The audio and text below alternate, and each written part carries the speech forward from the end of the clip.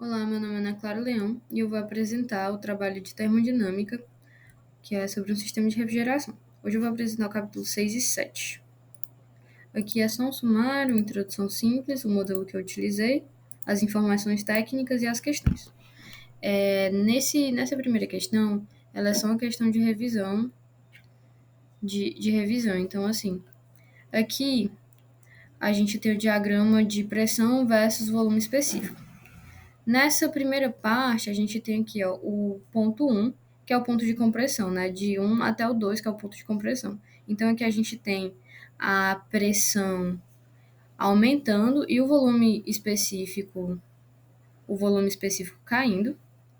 Aqui no ponto, entre o ponto 2 e o ponto 3, a gente tem o ponto de descarga, que é quando a pressão ela se torna constante, porém o volume específico ele diminui.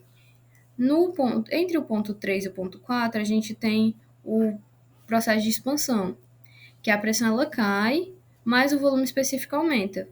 E entre o ponto 4 e o ponto 1, a pressão ela volta a permanecer constante e o volume específico aumenta. Como você pode ver na tabela aqui, você percebe que isso realmente acontece. A gente dá para notar. Opa, pronto. Aí aqui é o processo de entalpia, né? A entalpia, ela é uma grandeza que mede a energia interna combinada com o trabalho realizado pelo fluido. A gente expressa ela em quilojoules por quilo e ela é calculada usando propriedades como pressão, temperatura, entropia e o título. Aqui eu usei tanto o ES quanto a tabela, que está aqui no anexo, tanto a tabela para chegar na entalpia em cada ponto, certo? E esses aqui foram. E bem aqui na tabela dá para ver tanto os valores que eu achei pelo ES quanto os valores que eu achei pela tabela. São valores bem próximos. Agora, para fazer o cálculo da potência. A potência, para calcular a potência do compressor, em um sistema de refrigeração, a gente utiliza o princípio da conservação de energia, né? E a gente considera o fluxo de massa do refrigerante e as entalpias no estado de entrada e saída do compressor.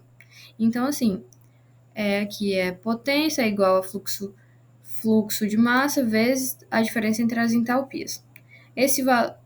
Que no total deu o valor de menos dos 2070,100 watts. Como a gente viu aqui, o trabalho ele é exercido sobre o fluido, por isso que a gente considera como um valor negativo. Terceira questão fala sobre a capacidade de refrigeração e taxa de transferência de calor.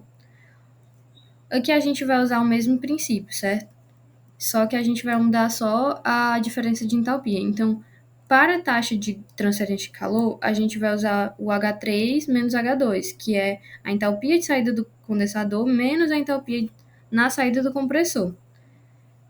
E enquanto na capacidade de refrigeração, a gente vai usar o H4 menos H1, que é a entalpia de saída da válvula de expansão menos a entalpia na entrada do compressor. Foram esses os valores e, inclusive, esse método, a troca de calor do condensador, foi ligeiramente menor que no capítulo anterior, devido ao uso de dados e premissas diferentes. O capítulo anterior não, desculpa, os cálculos anteriores. E assim, no balanço geral, se a gente soma a taxa de transferência de calor mais a capacidade de refrigeração, é para dar o valor da potência. Fazendo os cálculos, realmente bate com o valor. E aqui é só uma comparação de potência, capacidade de refrigeração e da taxa de transferência. Aqui eu fiz a comparação entre o catálogo, o valor que foi me fornecido no catálogo, o valor do cálculo anterior, do último trabalho, e o valor recalculado. Aqui a gente percebe que tem algumas reduções de valores, né? Mas, assim, isso daí se dá por conta dos... por conta do método diferente, né, que foi escolhido para fazer os cálculos, e também por exclusão de perdas e de atritos e trocas de calor. Aqui no cálculo do COP, de Carnot e COP real, é assim. O COP, ele é a medida que avalia a eficiência tanto de sistemas de refrigeração quanto de sistemas de bombas de calor. Então, assim, aqui tem uma diferença entre o que seria o COP real e o COP ideal em cada ponto.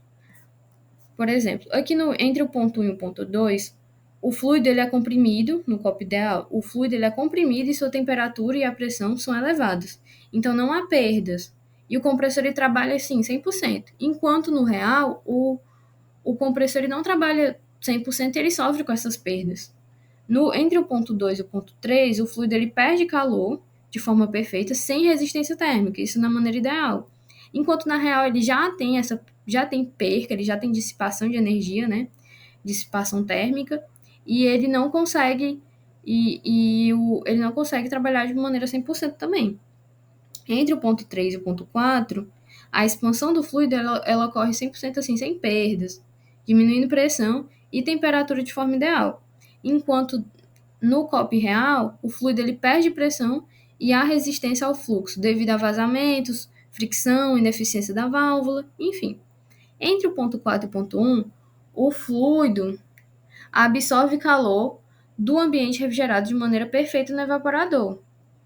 No COP real, o evaporador não vai trabalhar de maneira 100% eficiente, vai haver flutuações de temperatura, resistência no fluido e refrigerações de condições resultam numa troca de calor menos eficiente. Aí aqui fazendo a fórmula de COP de Carnot, ela é dada em Kelvin. Então a gente vai calcular o COP de Carnot, que é igual a temperatura de evaporação sobre temperatura de condensação menos a temperatura de evaporação. O COP de Carnot deu 4,26.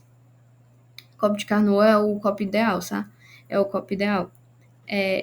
E o COP real, ele é o QC sobre o WC, certo? Fazendo os cálculos, deu que o COP real deu 3,36. A razão entre o COP real e o COP de Carnot é 78,87%. Se eu fizer uma comparação, no catálogo do ar-condicionado, o COP do catálogo é 3,28. Comparando os dados calculados com os dados do catálogo, conferimos que os valores se aproximam, porém entende-se que há diferença ocasionadas por perdas e ganhos não considerados. Obrigada pela atenção.